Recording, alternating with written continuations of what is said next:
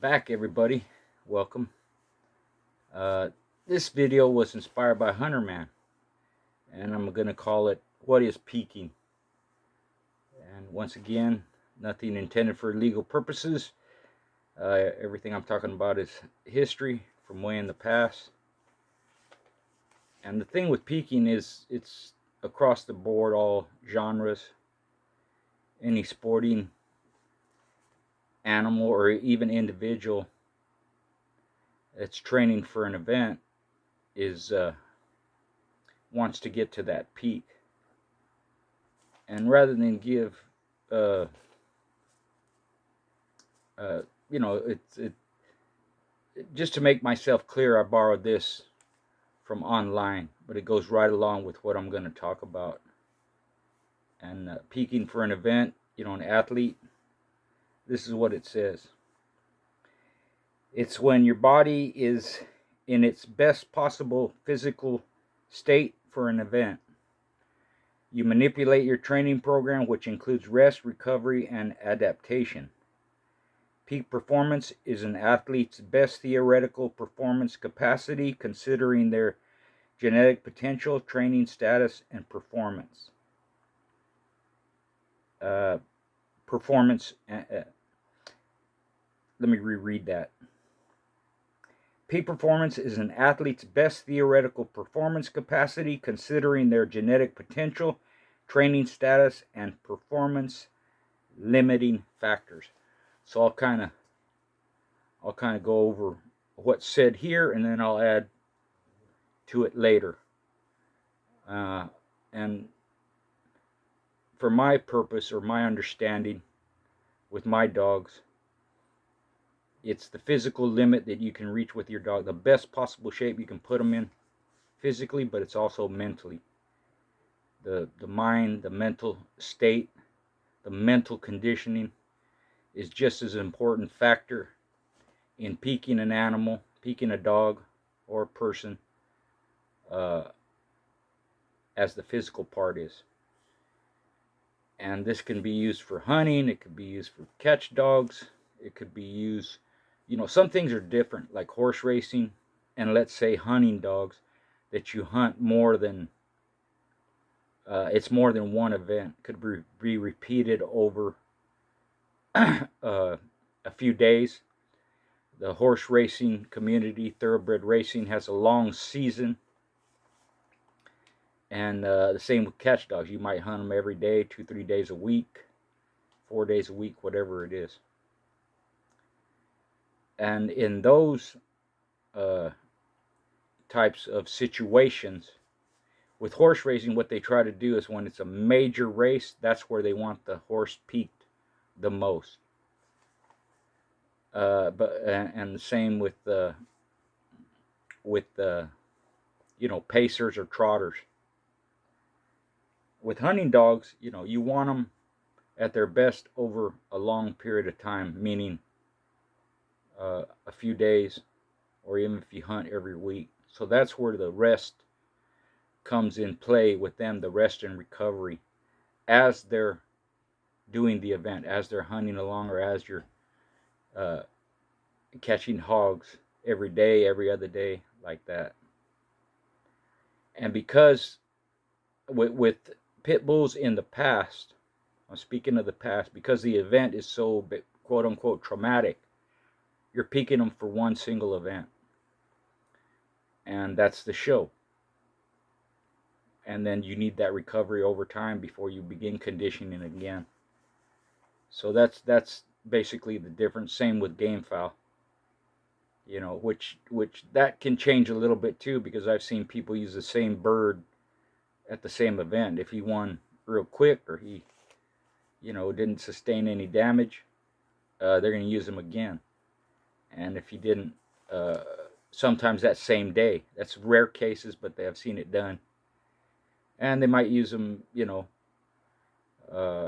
one weekend, then the next weekend, like that. It just depends on the trauma they sustained. But for all intents and purposes, for the most part, dogs are used one time, because I've seen dog use in a short period of time too. But it's very rare. And the same with game fowl. It's rare, but it is done. So I'm going to kind of go over some stuff here. Best possible physical state for an event, meaning you want them at their peak conditioning, at their very best, as muscular as you think, with whatever percentage of fat content at that high level. You know, there's different factors involved. The rest and recovery. When you the rest and recovery, the purpose of that is that's when muscle builds. It's not during the workout. It's not right after the workout. It's not on the days that you perform your workout. It's during the off days, during the rest period. And there's a little bit from one day to the next where they're recovering from one day to the next. If you have 2 days in succession where you're conditioning them, but the most benefit they get from that building them up is on their rest days and during their recovery. So one day to the next, they're going to rest and recover. That particular day, you're going to see some changes in the muscle over time. But for the most part, where that action happens is on their days off. And that's why you need days off. Now, I generally only gave 1 day off. If they needed 2 days, I would give it to them. And a lot of people do it different. I know people that did the same like I did. Mr. Gray, for example, 1 day off a week. Other people, 2, even 3 days a week. They might work them a couple of days, then have a day off, then work them a couple of days and have a day off. Some work every other day. Work 1 day, 1 day off, like that. And that even changes. Some might go 3 days or 4 days of work, give them a day off, another day of work, give them a day off. It just depends on what your program is. And that's why you have to practice to see the best results and see the results of the recovery on after their rest day. You know, how they respond to it, how they act.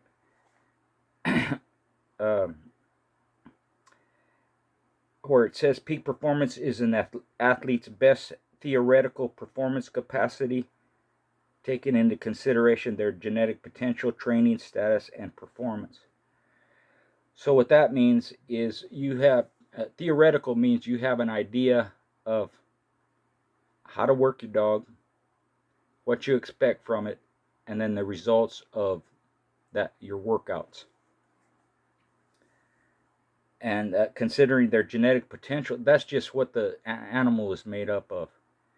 Is the genetics behind that is you know, what their muscle is like, their air, whether they have good air or not, natural air, or at what the difference is between a dog that has good air and great air, and including their bone, all that. So it's basically saying, since these dogs that we used in the past were bred for competition, there's certain factors, physical factors, that can enhance their performance or make them a better performer or make them a better athlete or help them to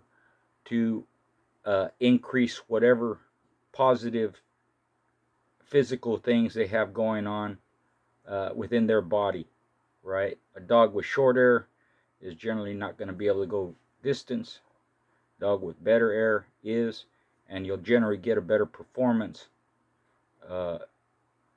over long term with a dog like that. But also a dog with good air in the short distance, where it helps them is if their pace is fast and they can maintain that pace and they don't get tired right away,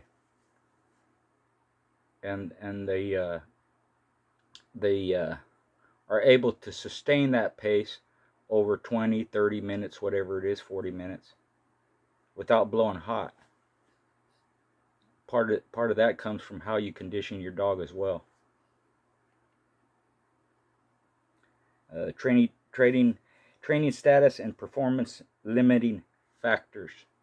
The training status is how you condition your dog, and the performance limiting factors are, you know, a dog can only do a certain amount of work, or he can only do a certain amount of types of work.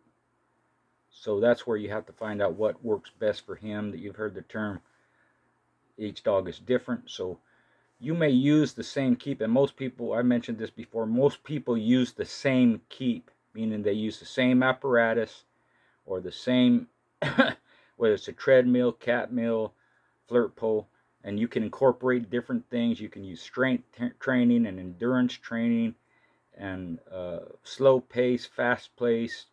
You can use one long drawn out session. That's the way I like to work my dogs. No breaks in between. Some people like to use sets, and so there's all different kinds of ways to go about it. And what would limit them is their capacity not to do something as good as they do something else.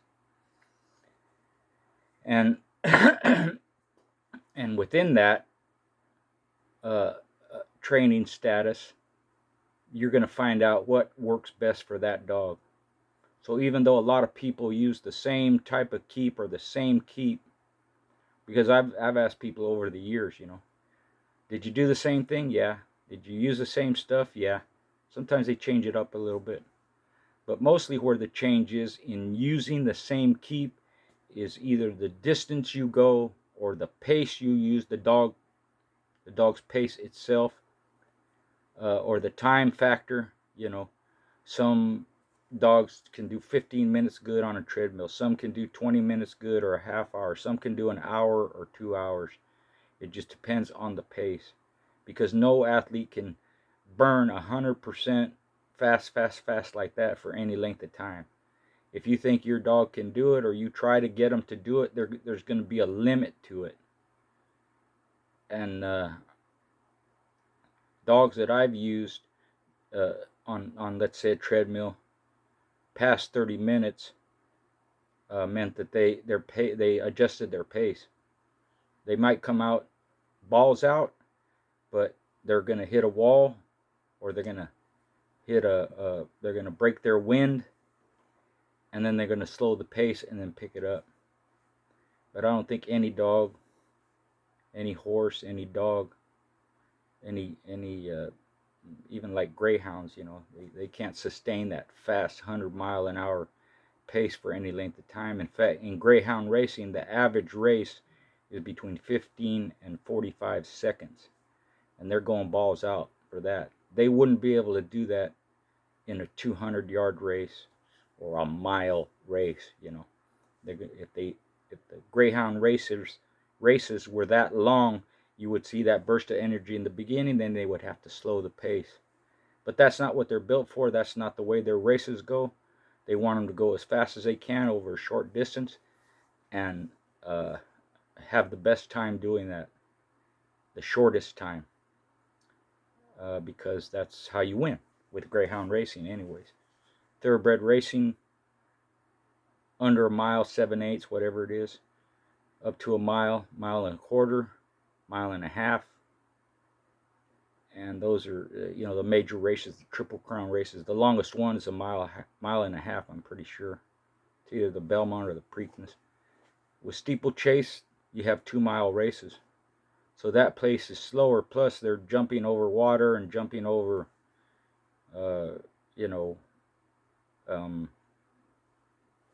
over walls or whatever they call them, bars. Those are steeplechases. And those animals have to be rugged and durable, have some speed, but they got to be tough because of the distance. So to reach a peak in my time for a dog meant basically beginning my conditioning program at a certain distance, and I increased it incrementally over time. If it was an 8-week keep, it increased over time. I'm paying attention to the recovery on the fly, meaning how long it takes them to break their wind when I take them out for the workout, and then after that, how long it takes them to recoup on the fly as they're continuing the workout. And then after the workout's done, how long does it take them to get their breathing back to normal? And it just goes like that over and over every day. So within this act of building them up, along with the rest and recovery on the fly and after the workout and on their days off, you should see an increase in performance. And what that does in the dog's mind, at least, is tell them that their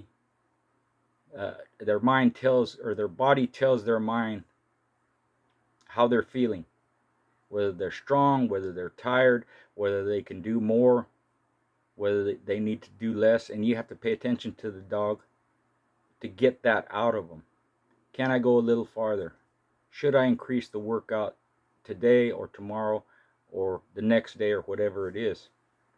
Should I back off? Sometimes you got to back off. If the dog comes out and he's not feeling good and he's not working out like he did the previous day, that might mean that he needs some rest, and you just put him up.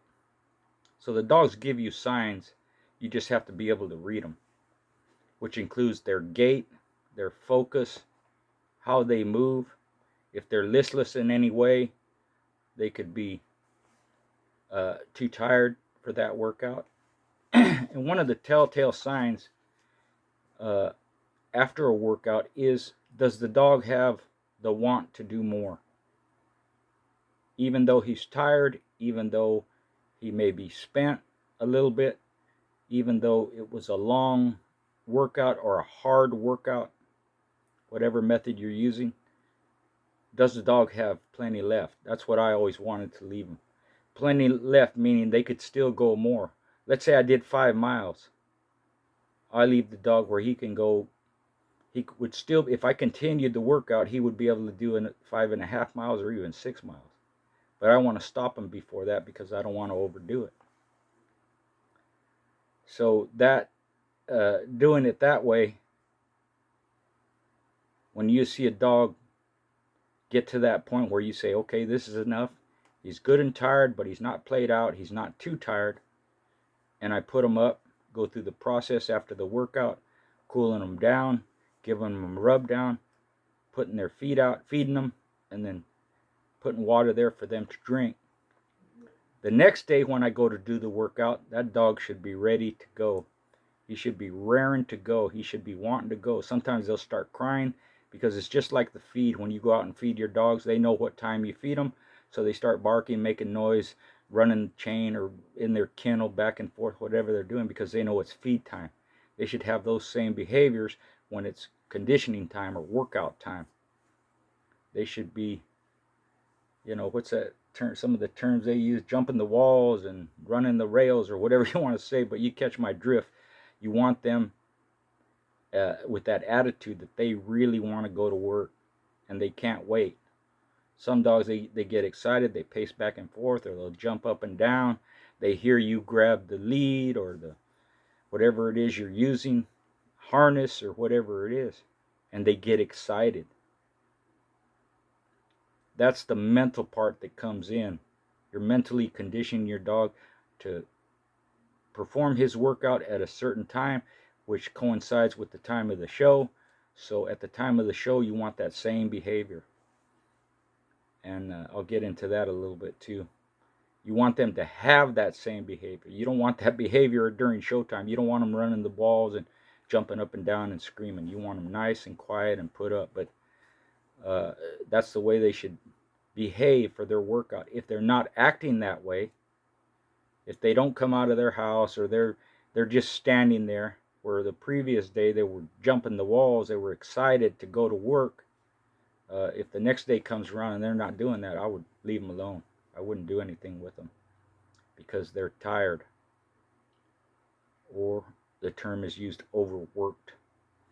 And that's what you don't want to do in any workout, and you don't want to get to that point in any time during your keep where they're so listless and so tired that they don't work like they did the day before or like they previously worked. And it doesn't have to be a dramatic effect. It doesn't have to be like night and day. Sometimes it's real subtle, where they were excited to go, they're happy, their eyes are bright and filled with fluid, and their ass end is shaking back and forth and their tail is excited. You know, they could just be standing there and exhibit those behaviors. And then they're ready to work. You put the harness or the lead on and like that, and you go to work.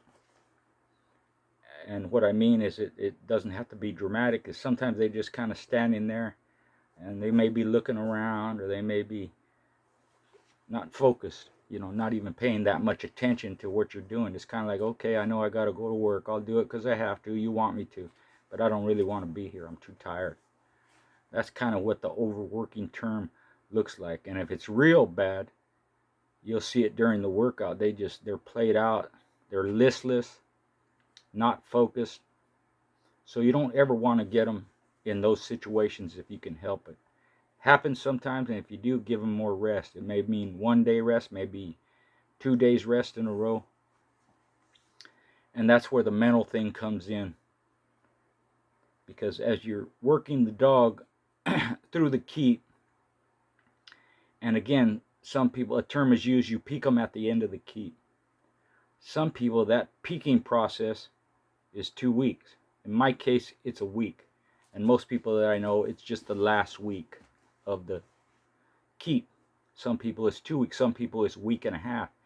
And the way I did it was that last week, because there's a peak physical conditioning too, which means you're going to give them the hardest workout or workouts if it's 2 or 3 days.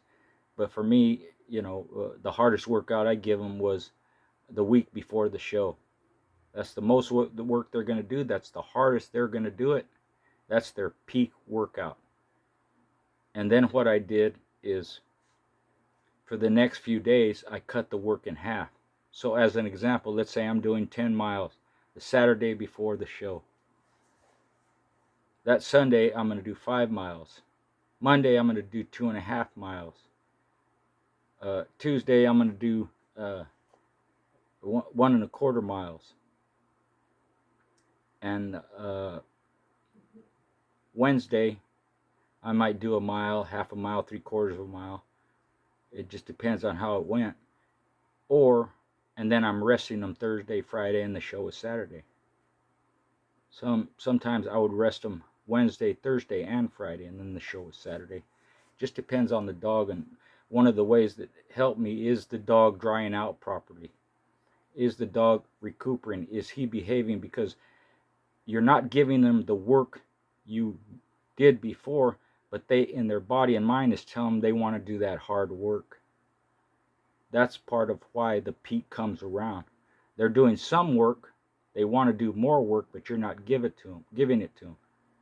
So they have that nervous energy. Their metabolism is high because they're used to doing that hard work, but you're backing off on it.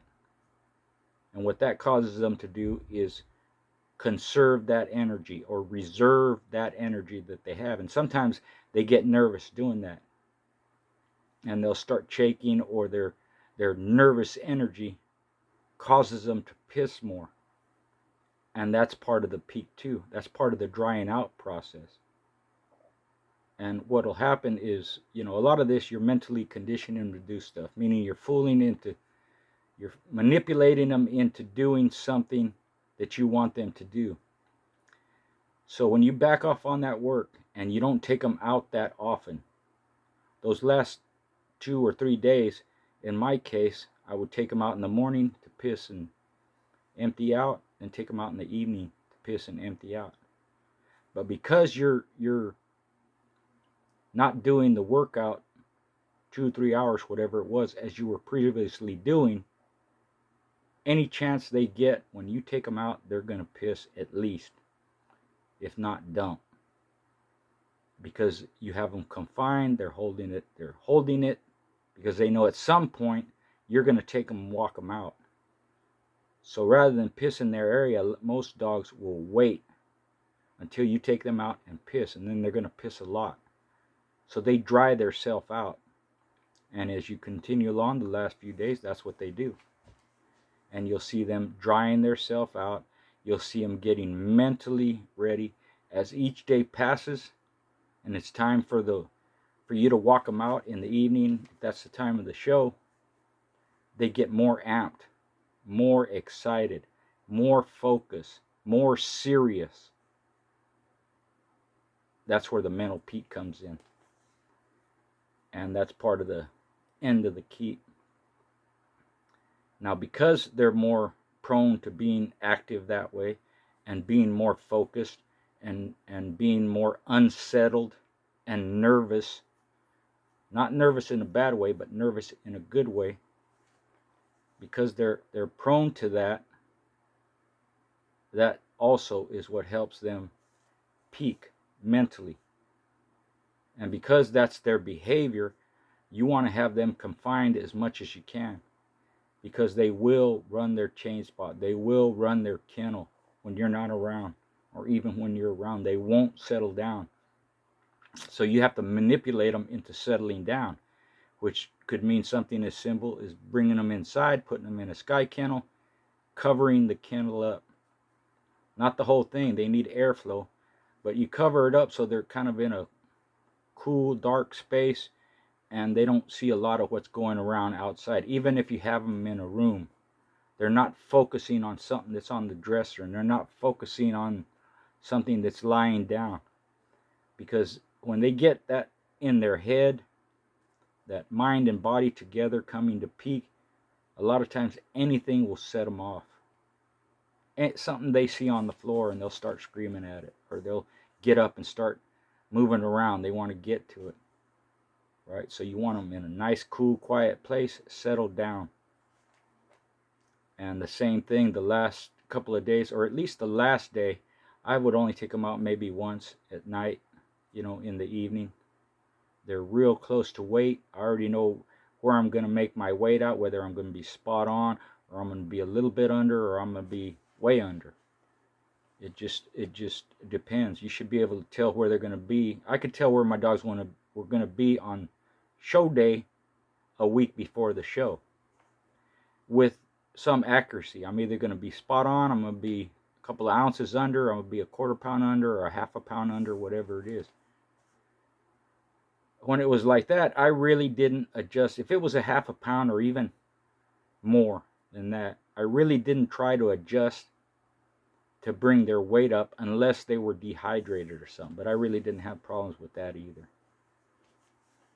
And the reason for that is, if you're doing that, you start changing the feed and you start adding water or taking water away and like that, you're throwing your whole keep off. Or you could throw your whole keep off. And any weight you're putting on them, it would be mostly water weight. You can increase the feed, but even if you increase the feed or you increase the water to have them a little heavier than they would normally be, you're just adding weight to your dog.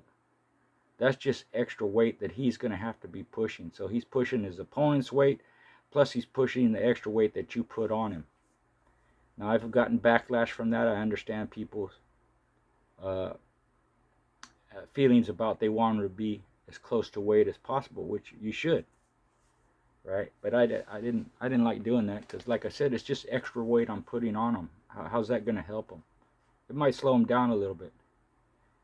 And if you're a quarter pound under, putting a quarter pound on them, it's not that big of a deal unless they're a little tiny dog.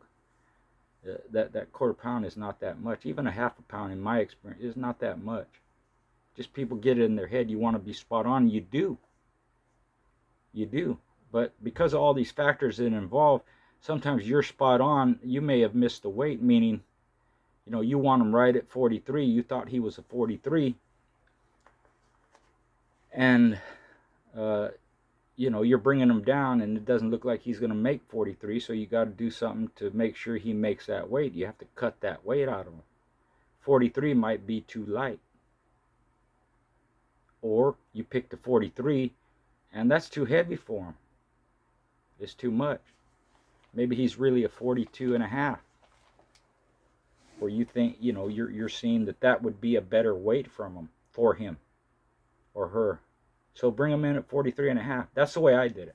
Like I said, there's all kinds of the way people think about it. They do it their way. This is the way I did it. And along with that mental and physical peak, as it comes time for the show, they're going to start feeling that way again. So that's when you really want them quiet, especially on the day of the show.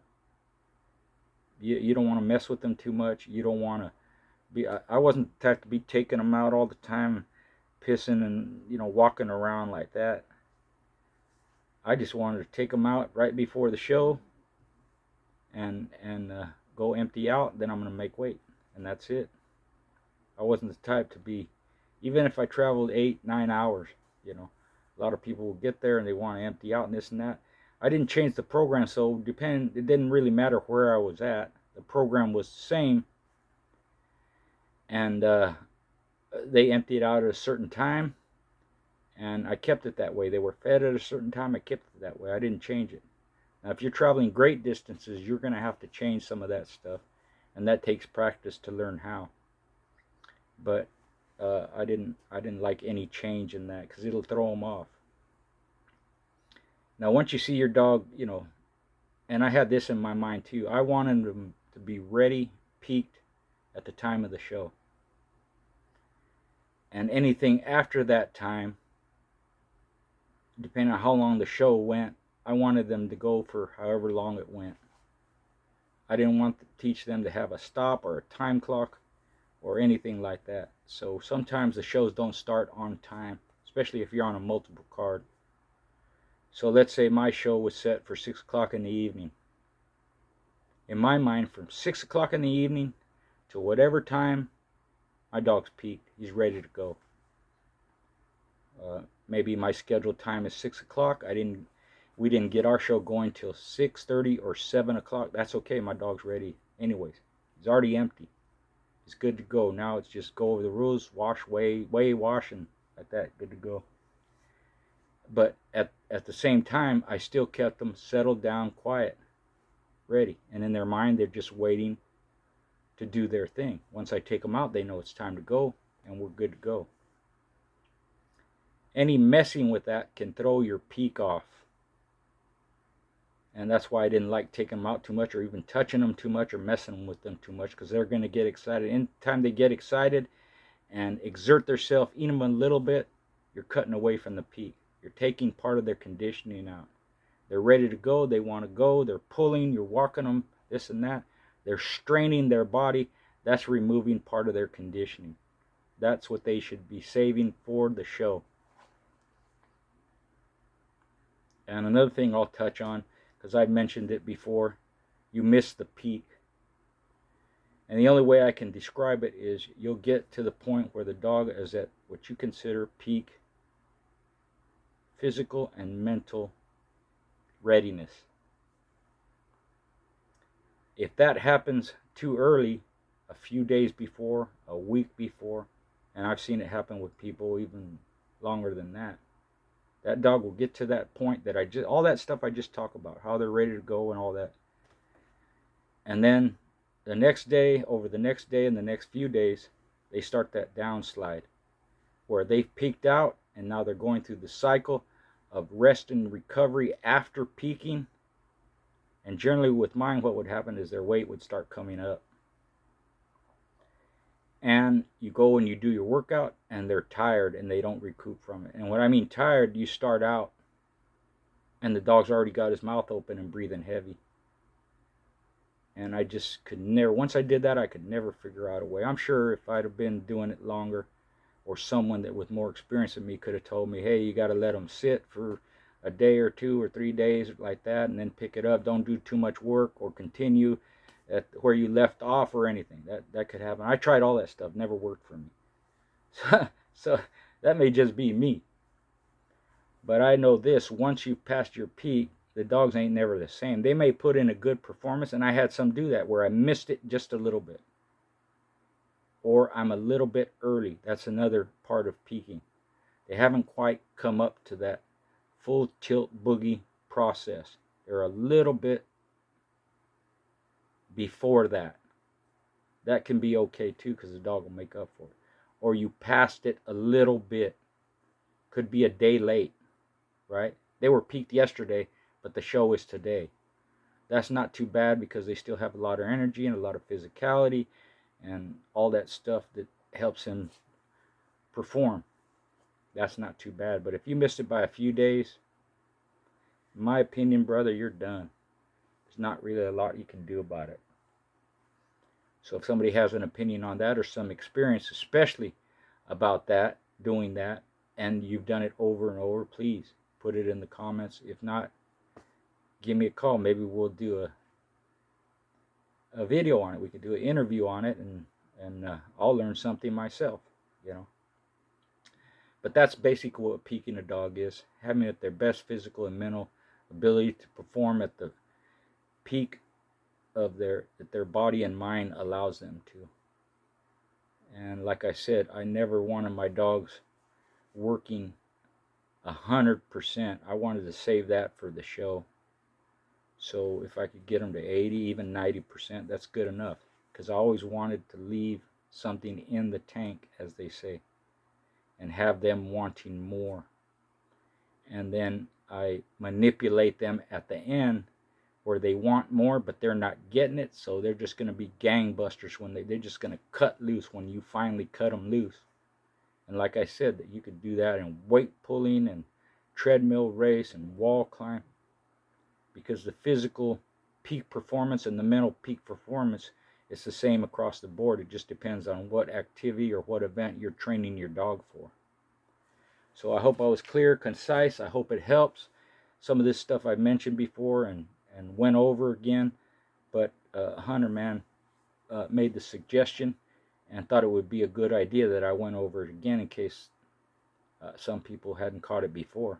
And even me and him have talked about it a little bit. So thanks for that, my brother, and thanks everybody for your support and all the sales and all that. You know, I have the merchandise. I got t-shirts, hats, books, sticks, Old Sporting Dog Journal reprints, and I'm always coming up with new stuff. If you'd like to purchase anything, contact me on Facebook Messenger or my email, richardjschoolboy60@gmail.com, or on Instagram. So once again, thanks for your support. I got more on the way. I'm probably going to have another interview tomorrow with a familiar voice that got a lot of support. Good dog man. I won't say who it is in case it don't happen, but I'm looking forward to happen. So this is a Friday, so hopefully on Saturday we'll have that interview part 2 with my good friend. Thank you very much.